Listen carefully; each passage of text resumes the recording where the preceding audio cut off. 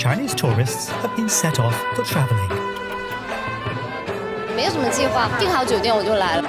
一本小红书，出门之前做攻略。你点一下。In recent years, the way Chinese people travel has totally changed with the rise of social media. Traditional travel experiences no longer satisfy them. Check-in style tourism is increasingly popular, spreading from domestic to overseas destinations as the number of visa-friendly countries increases for Chinese people. Starting in December 2023, Chinese citizens have been allowed to enter Malaysia without a visa.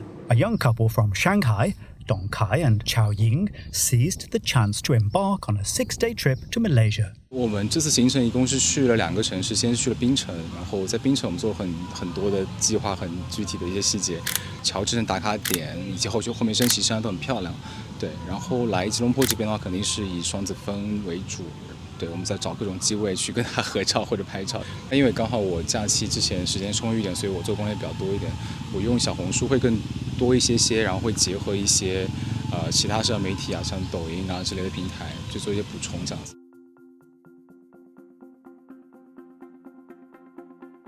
We have a generational change in China right now because the older generation will travel in groups, right? They go to Europe and then they visit 8 or 10 countries together.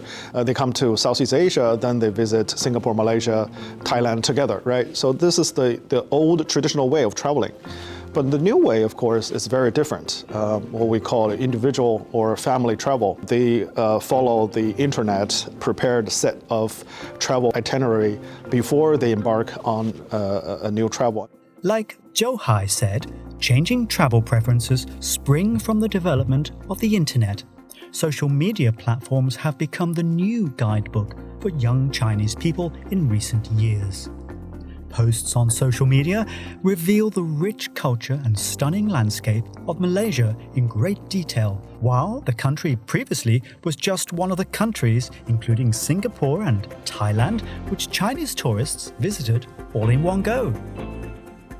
As tourists capture and share the highlights of their trip on social media, a vast swathe of travel information is also being generated.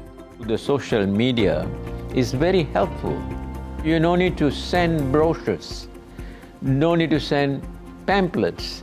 People know where is the country, how do I go, what do I want to see, and what do I want to enjoy. The vast number of experience-sharing posts on social media has not only narrowed the information gap, but also kindled young tourists' wanderlust. At the end of 2021, the China-Laos Railway started operation. Ding Jian, a tourism professional working in Yunnan, and his girlfriend saw posts on social media about traveling to Laos by train and made up their minds to get on board.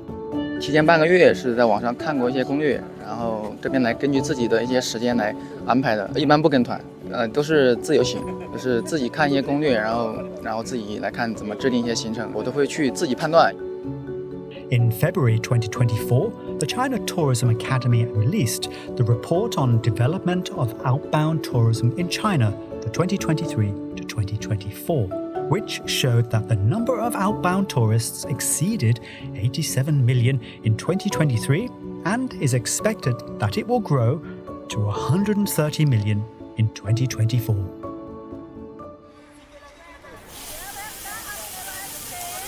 As more Chinese tourists travel guided by social media posts, some restaurants are noticing the change. In Jalan Alor Food Street of Kuala Lumpur, you'll spot a restaurant with a bright yellow sign. It's been getting attention on Chinese social media and is popular among Chinese tourists. 2 employees, each with over 40 years' experience at the restaurant, kindly shared their thoughts with us. 啦，而家佢哋睇到小紅書嚟係咪？咁即係攞個電話嚟即刻點菜噶啦，唔使慢慢睇。你來玩就是什麼都自己啦，火腿啊、海魚啊、鹹蛋螃蟹啊。現在遊客很會吃，很會點菜的。